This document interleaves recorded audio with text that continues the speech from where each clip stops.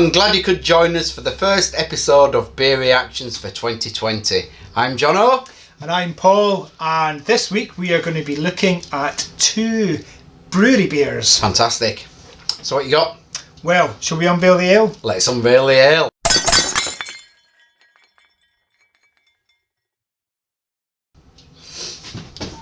You ready? Let's do it. Oh, mine went over. Never mind. So, right, what have you got for us, Jono? Well, I've got for you this week. Now, this one, I'll just say, this came as part of a Christmas gift. Oh, get away, you lucky old sod. Yeah, I got bought a fantastic Christmas gift of several different beers of the world. Where's your socks? Did you not get any socks this year? I've got my socks on. And my underpants. So anyway, there were 2 of these, and it was so good, I decided to save one to share with you. Nice, How nice is that? Nice. Now this is Yeastie Boys Pot Kettle Black. It's a South Pacific porter, and it comes in at 6% ABV. Okay, so what makes it South Pacific? Does it come from, I don't know, Easter Island or something? It doesn't. It comes from the West Berkshire Brewery in Yattenden in Berkshire. But it's described as rich and black, mind-bendingly delicious, and a true original. Right, okay. Now, I tried one of these thinking it was just going to be like any other porter or any other stout at Christmas, and now we're absolutely blown away by it. It starts off like a stout. It's got that richness that you get from a stout, and then suddenly it disappears and it becomes an IPA. Oh, right, okay. And it's so like a black IPA? But it doesn't taste like it, that initial stout punch that you get, that drawn out, that viscosity that you get with the stout goes away, and you're left with what you think you've just drunk something like a New England IPA. Right, okay. It's very clever how they've done this. Right, okay, looking forward to that one then. Indeed. So what have you got?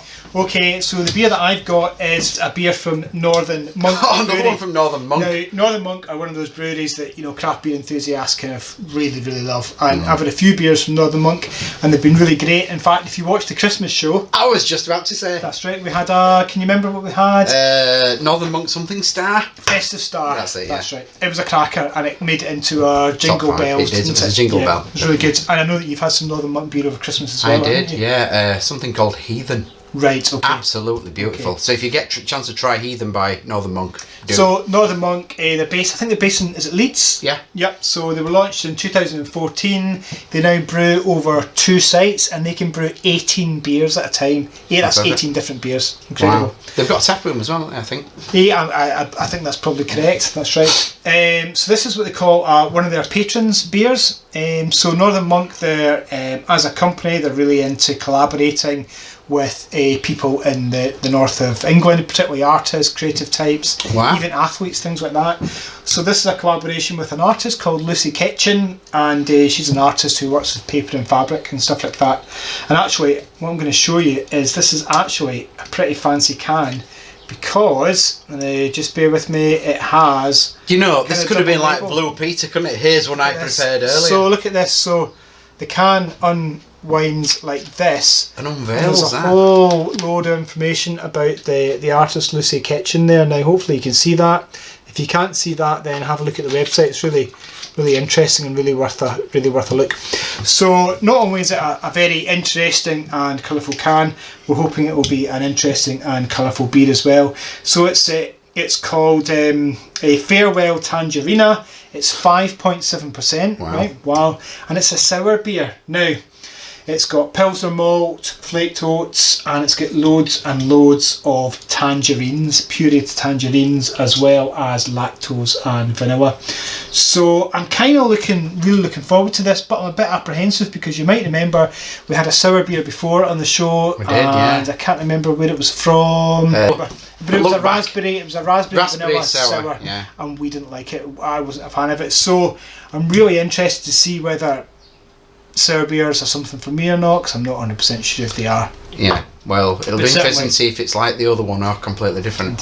So, okay, there you well, go. Shall we get crack on? Shall we get pouring? Let's get pouring. Let's do it.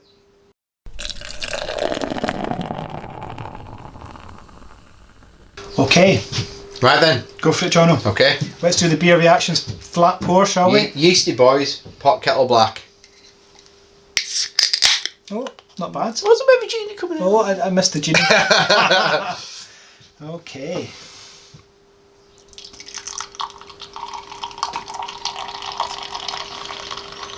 Okay.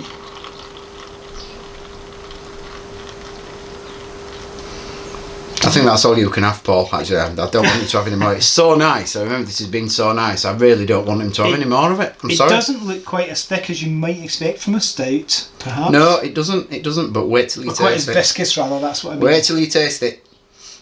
Don't judge. But the look of it, to me, I actually think I love the colour of the head. It's almost like it's a biscuity colour, the head, as opposed to that white colour that you often traditionally associate with the stout. Good. So I'll place that back down there so you can see that. Right.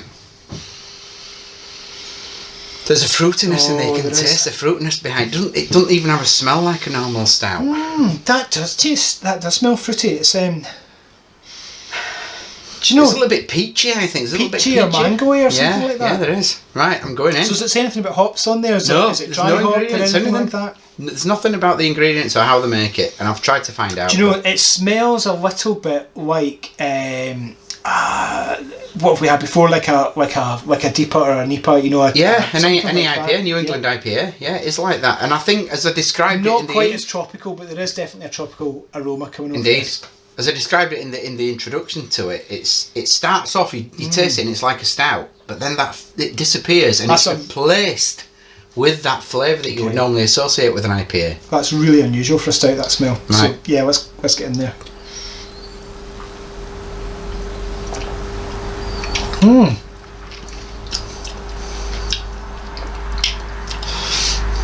That is really, really unusual. There's definitely mango or peach or something coming through there, which is really, really unusual.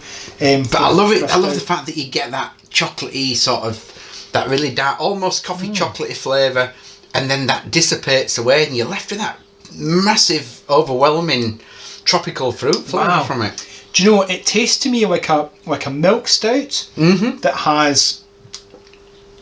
It's like a hybrid between a milk stout and a New England IPA, something like that. It's really clever. Wow. So what is it called again, that beer? It's called Pot Kettle Black, South Pacific Porter. And maybe the South Pacific refers to that kind of... that West Coast IPA type thing. Yeah, must do. I said this is a 6%, it's got 6% ABV. So it's one that you probably would have to be a bit careful with if you were having a few of them. Do you know, Jono, I really, really like this. I do, yeah. Really like this. This is a very clever beer. After getting one of these bought for me at Christmas, thank you, mother-in-law. Oh, she's a darling. I think this has gone into probably my favourite beer of the year. Maybe that's a bit, I'm overreacting a bit, but I think it's so unusual. I'd recommend you to try this. Now I think I have seen this in Tesco, some of the big supermarkets, maybe Tesco's. So if you are trying to get a hold of this one, then that's maybe where to look first. That is a cracker. That is an absolute cracker. I really like that. Now we don't have the scoreboard behind us. It's here though. It is with us. You can see it in shot, just you can. You can, of course you can. Of course you can. So what do you think? Scores in the doors. Yeah. It's hard, isn't it? This is a very unusual beer, but it's a very unusually good beer, and it's very different. It tastes very different from how I expect it to taste, because in terms of a porter, it definitely has those dark flavours, but it's not particularly bitter. And those dark flavours are not overwhelming. They're extremely well balanced with the kind of the milkiness and the kind of tropical fruit flavours coming through. It really is an absolute belter. If I'm going to score that, I'm probably going to have to give that an 8.5. Wow. It's a really, really good drinkable beer, and easily have a few pints of those. I mean, the sign of a really good beer is, a beer that you want to drink again. And for me, that is a beer that I want to drink again. Well, I'm just going to give it 1. No. With a 0. What, 10? A 10. No way. Yeah, that's Good the effort. first 10 I think I might have given for a beer. No, I think I gave a 10 to Deer Hunter, the Russian Imperial Stout. That's getting my second 10. Wow, I'm obviously much more cautious. I absolutely love that. Great beer. Great beer. Well done, John. Thanks for bringing that to the show. Sláinte. So what we got next? So we've got next Northern Monk's Beerville Tangerina. Tangerine sour. So shall we get pouring? Let's get pouring.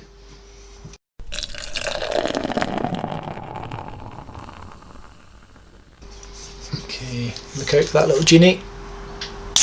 Ooh, that was a good genie. That was, yeah. Okay.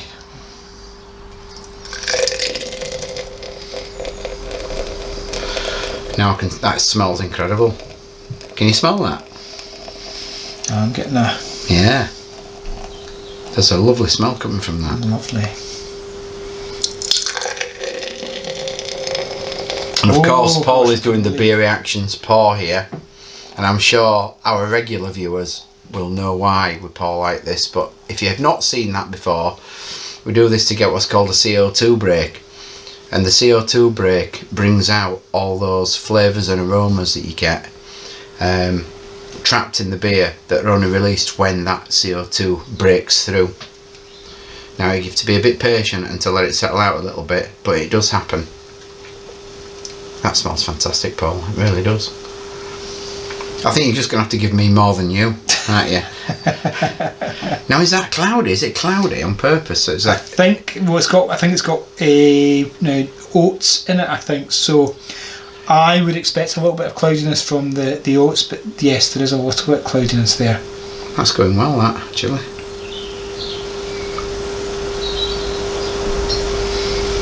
Keep going. Keep going. Keep going. Just a little bit to come out here already. I think it actually, no, it has lactose in it, I think. Has it? Yeah. So we don't know if it's can condition now. Let me just check that. It has, yes, it's got lactose. It's got lactose and it has oats, so you would expect it to be slightly milky or cloudy. So, very nice. Right, okay. Let's give that a sniff. Oh. It's like I've just started peeling a tangerine or a satsuma. Do you know, for me, it's not that dissimilar in terms of aroma to the Yeastie Boys. No. It's very similar, but yet, the colour of the beer, the type of beer is completely different. Yeah. There's definitely that an orangey. That orangey citrus. Flavour. Yeah. To me, it's more. It's like just when you first start opening a satsuma and you get that little spray of orange oil. I mean, for me, tangerines are quite different from oranges in terms that they tend to be quite a bit sweeter. Yeah. So actually, I wonder if there'll be a sweetness to this beer. There's something else behind that as well. Once you get behind that tangerine, there's like a resinous there behind it. Should we just hold this up to the camera so that the people at home can see this? I just saw a drip of water coming through the ceiling there. Actually, we are having problems with the brew shed roof at the moment. If you saw our recent Facebook postings, I put on that we got some storm damage of late to the brew shed roof, which is going to be fixed in the very near future. So do we need a Kickstarter campaign? Yeah, maybe we do get a Kickstarter campaign. That'd be good. So if you enjoy the show and you want to send us some money to help us fix the roof, then please do. Now, one thing I would say about this that I've already noticed is the head retention. To say that there was a lot, there was a lot of that Belgian lace. It's gone very quickly. And it's gone very quickly. The head retention's gone very quickly. But that doesn't necessarily. That's not necessarily a bad thing. It's just an observation. No, it's not. But interestingly enough, it has oats in it. Now, from from reading brewing books, one of the reasons for adding oats is for head retention. Actually. Mm-hmm. Yeah. Right. I'm going in. Okay.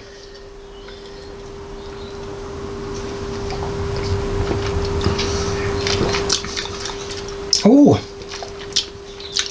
Now, I like the oranginess of that. That is definitely a more drinkable beer than the last sour beer that we tried. Yeah, it is. Now, just remember, it's, as well as the tangerines, it's also got vanilla, and it has lactose in there as well. The lactose, presumably, is for sweetness because yeast can't ferment lactose, and lactose is a sugar. So I'm assuming that the lactose is added just to give it a bit of sweetness to counter the sourness. I think that must be right. And in terms of that balance between sweetness and sour, that's pretty good, I would say. Pretty good. Yeah, I like that. It's almost like some kind of orange cocktail. There's the bitterness and that alcohol sharpness, but the overriding sensation is of oranges, isn't it? It well, is. to me, It anyway. is. And then there's a little bit of resinous. I said that with the aroma. There's a bit of resinous right at the end of it as well. But overall, that's quite pleasant. I'm not sure I'd want too many of them in a pint glass. You know, no. I think it's a nice beer. I do like that, but I'm not sure it's something that I'd want one after the other of. Now, picture this. It's a really hot summer's day. Okay. Yeah. You're sitting. Let's say you're sitting down at Isle of Whithorn. Now, if you know Southwest Scotland, you might know Isle of Whithorn, one of the most southerly Isles in Scotland. There's a great drinking spot down there if you're ever down there, the Steam Packet Inn, and we'll probably bring you more about the Steam Packet Inn and their recent success in the brewing world. The Five Kingdoms Brewery. Future episodes. But imagine you were sitting down there on a warm summer's day. Now, would you go for a cold pint of lager or IPA or something, or would you perhaps maybe have something half a like pint that, or a schooner of one of these bad boys? I'd probably have one of these. Yeah. But I don't think I'd have more than 2 or 3. No, you wouldn't sit and I'd drink then it, probably go you? on to something like just a nice blonde. But you certainly might give beer, but that is have a couple of those. Yeah. I like the. I really do like the orangeness. That orangey sort of tangerine, satsuma-y, whatever it is. Punch. It's the overriding sensation is that citrusiness of it. It is a bit like having a glass of fizzy orange. Yeah. I mean, not quite like Fanta, but I mean there is something a little bit Fanta-ish about this. In fact, maybe more so the you know, the San Pellegrino orange drinks, because they're actually quite sour. Yeah, they are. And this is in no way meant to be an insult to this beer, because this is actually very nice. But it's all. But you remember the Hooper's Hooch and stuff like that you used to be able to get? It was like really sharp, a lemony but alcoholic drink. Yep. It's because you used to get them with like pink grapefruit and things like that. It's very much like that, but with it feels like you're drinking beer, but it tastes like something more fruity than that. And I think that the lactose that's been added balances really, really nicely with the tangerine. Sourness, doesn't it? Yeah. It's a really nice balance. So scores then. What are you going to give that? I mean, I think one of the things to take into account is the kind of technical ability. Yeah. You know, in brewing a beer like this, and the thought that's gone into getting that balance between the sweet and the sour, because it's just about right. I mean, this is only the second sour beer I've tasted, but the last one was a raspberry, and it was too sour. I really didn't enjoy it at all. But this is much more my sort of cup of tea. Palatable, yeah. Very palatable. I think citrus seems to go with beer more than that sort of berry fruit. Maybe, really. or maybe that's the case. I don't know. It's just my opinion. So I think, you know, in terms of drinkability, John was right. I probably wouldn't want to drink more than a couple of these, perhaps. But in terms of scores in the doors, I might be tempted to give that a 6.5 or a 7. Well, you're gonna have to choose one or other. Oh, come on! 6.5. We're talking half a point here. Right, let's go for a 7. Right. Okay. Well, as much as I'm enjoying this, I still don't think sour beers will ever be my go-to drink. Your cup of but tea. I can appreciate that this is a good one, so I'm going to give it 6.5. Oh, that's pretty good, isn't it? Yeah. Okay, so what does that give us? 13 and a half. 13 and a half out of 20. That's not a bad score at all. And let's have a quick look at the board. Well, Northern Monk, that gets you on the scoreboard. It does indeed. Between Vocation Breweries, Pride and Joy, and Loch Lomond's Southern Summit American Pale Ale. Well, let's just pause there and get that on the board, shall we, Jono? Yes. Very good. Very good. So what's gone off tonight So we've lost 2 beers off the scoreboard tonight because we're only keeping 10 on there. So we've lost Cloudwater Brewery's Soft and Hazy Ready to Drink, which was 12. And we've also lost Born in the Borders Liquid Velvet. So sorry to both of you guys. They were both good beers. In fact, I think Born in the Borders, that Liquid Velvet Stout, was one of the first stouts we tasted on the show. I think, wasn't it? So it was a good one and certainly very drinkable. So, please excuse me. The genies have their revenge. They do. So that was another good couple of beers, Jono. It was indeed. So, Sláinte. And remember, if you guys are watching the show, please subscribe to the YouTube channel. That's really important, and like us on Facebook. And if you've got any comments about the beers we've the beers we've tasted today, whether that's where to buy them, or whether you've tasted them yourselves and you'd like to share your thoughts, then please get in touch and leave us a comment. Indeed, we're also on Twitter @Beer Reactions, so you can also comment on there as well. You can. Brilliant. Okay, thanks everybody. Thanks for watching. Sláinte.